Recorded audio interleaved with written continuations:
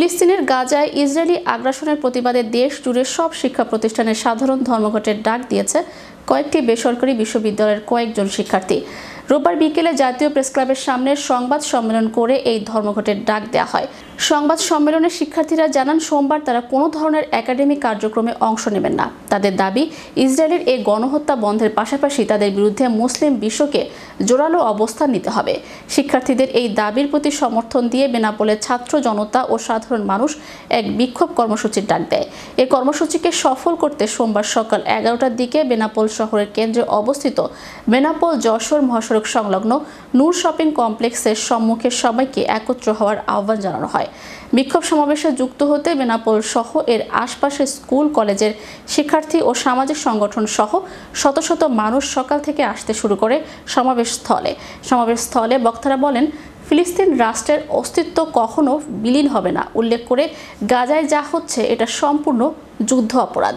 গাজাকে নিজেদের দখলে নিতে ইসরায়েল এই নৃশংস হত্যাযজ্ঞ চালাচ্ছে, কিন্তু এটা স্পষ্ট, ফিলিস্তিন রাষ্ট্রকে সব সময় ফিলিস্তিন, গাজাকে গাজা হিসেবেই মানুষ চিনবে।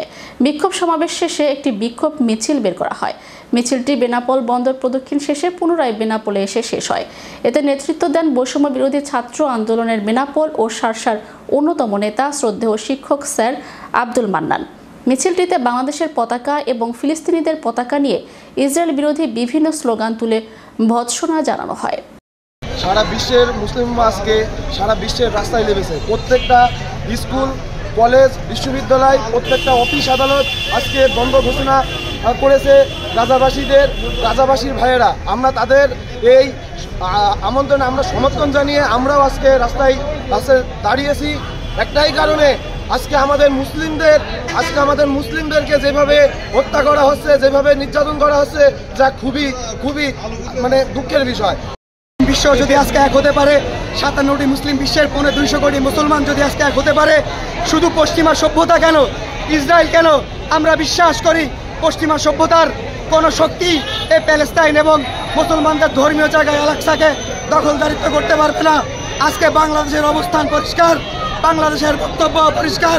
আজকে সারা বিশ্ব থেকে যদি মুসলমানরা ঐক্যবদ্ধ হতে পারে, তাহলে ইনশাআল্লাহ প্যালেস্তাইনের পাশে আমরা দাঁড়াতে পারবো। আর আজকে যদি মুসলমানরা একত্রিত হতে না পারে, আজকে আরব সভ্যতা যদি চুপ থাকে, তাহলে অতি ভবিষ্যতে এই প্যালেস্তাইনের সমস্ত মুসলমানরা পৃথিবীর মানচিত্র থেকে মুছে যাবে। তাই সমস্ত মুসলিম বিশ্বের কাছে একটাই দাবি করব, আপনারা ঐক্যবদ্ধ হন।